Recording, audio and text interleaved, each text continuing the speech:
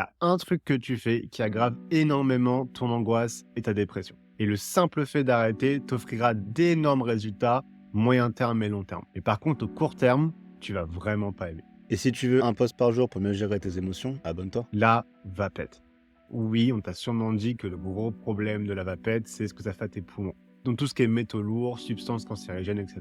Mais crois-moi, c'est même pas ça le plus gros problème. Le vrai problème de la vapette, c'est que c'est la forme la plus basique de ce qu'on appelle la gratification instantanée. La gratification instantanée, c'est une action qui va te permettre de instantanément recevoir une récompense de dopamine. Ça va pas être une grosse quantité de dopamine qui va te donner ce sentiment de plénitude, de joie et de bonheur, mais ça va juste être une quantité suffisante pour masquer cette émotion négative qui te tracasse. Et le pire, c'est que ça marche super bien. T'es stressé, bam, une taf. T'es frustré, bam, une taf. T'as la flemme, bam, une taf. Et donc tu pourrais dire, oh trop cool, j'ai le remède à toutes les émotions négatives. Mais malheureusement, c'est pas comme ça que ça marche.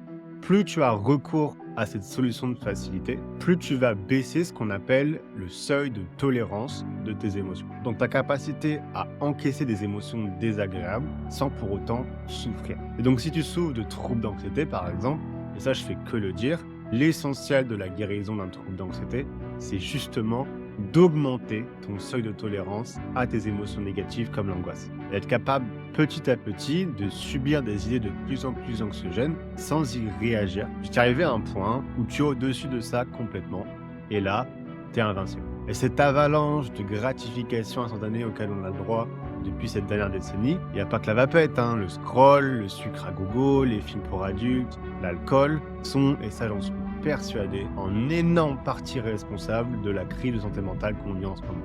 Et c'est pas ces actions en soi le problème, mais c'est la façon dont elles sont utilisées compulsivement pour masquer les émotions inconfortables, plutôt que les vivre, les comprendre et les laisser patiemment s'en aller.